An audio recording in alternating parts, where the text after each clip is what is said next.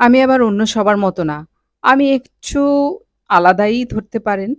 আমি অন্য সবার মতো কফি, টপি, পপি এগুলি পছন্দ করি না তেমন একটা। আমার সকাল বিকাল চা তো দরকারই। সেটা লেবু চা হোক আর কাঁচামরিচের চা হোক, আর মনে করেন তেঁতুলের চা হোক, লেবু চা হোক, আর কি চাই বলেন?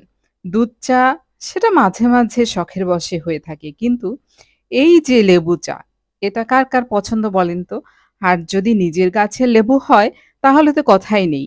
এই লেবু দিয়ে ১ কাপ চা হয়েই যাক। আর সেটা কিভাবে করছি সেটা আপনাদের সাথে শেয়ার করছি। আশা করি আপনারা বাসায় না ট্রাই করে পারবেনই না। এত মজার এই চা, আমি আসলে এই ভিডিওটা তেমন একটা এডিট করছি না। কারণ হচ্ছে আমরাই তো। আর এই চা আমরা শেয়ার না করে পারছি না। আর যখন আমি ভয়েসটা দিচ্ছি তখনও মনে হচ্ছে যে আমি ভয়েসটা রেখে আগে চা খেয়ে নেই। কি আর করব বলেন? তারপরেও দেখা যাচ্ছে আপনাদের সাথে ভয়েস দিতেই হচ্ছে। ভয়েস দিতে আমি একটু ডেকোরেশনও করে নিচ্ছি। এদিক-ওদিক একটু লেবুর পিসগুলো সরিয়ে দেখছি যে কোনভাবে করলে আসলে সৌন্দর্য আরো বৃদ্ধি পাবে। কারণ আমরা হচ্ছি সৌন্দর্য পিপাসু। একটু সুন্দর হলে দেখতে ভালো লাগে, মনটাও আ একদম চাঙ্গা হয়ে যায়।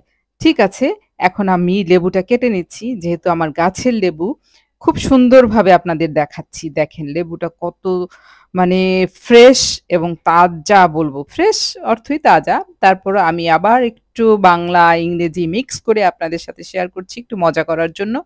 উম প্রচন্ড মানে কি বলবো রসে ভরপুর লেবুগুলো। অসম্ভব রস। আর লেবুগুলো কেটে আমি উপরের শাঁসটা ফেলে নিচ্ছি। বীজটা তেমন একটা নেই। খুব সুন্দর করে উপরের শাঁসটা কেটে আমি ফেলে দিচ্ছি যাতে আমি রসটা বের করতে পারি। কারণ উপরের শাঁসটা থাকলে তো আসলে রসটা তেমন বের হবে না। এবার চাকুটা দিয়েই আমি বীজগুলো ফেলে নিচ্ছি। কারণ বীজগুলি লেবুতে গেলে তখন মুখে পড়লে বেশ আ অস্বস্তি লাগবে। হাত দিয়ে খুঁচিয়ে না ফেলে এভাবে ছুরি দিয়ে ফেলে নিতে পারেন। আর লেবুটা এভাবে ধরে সুন্দর চেপে নিতে পারেন যাতে কোনো মানে ময়লা না পড়ে। ময়লা বলতে হচ্ছে লেবুর যে কোয়াগুলি সেগুলি না পড়ে। শুধু রসটাই যাতে পড়ে। আর দেখেন ১ পিস লেবুতে কতখানি রস হয়েছে। আমি একটা পিস থেকেই রসটা নিলাম।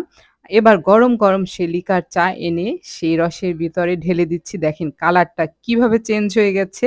এবং একটু চামচ দিয়ে নাড়াচাড়া দিলে দেখা যাবে আরো কালারটা আস্তে একদম অন্যরকম একটা আম উজ্জ্বল একটা কালার চলে আসে। আর কালারটা দেখে মনটা একদম প্রফুল্ল হয়ে যায়।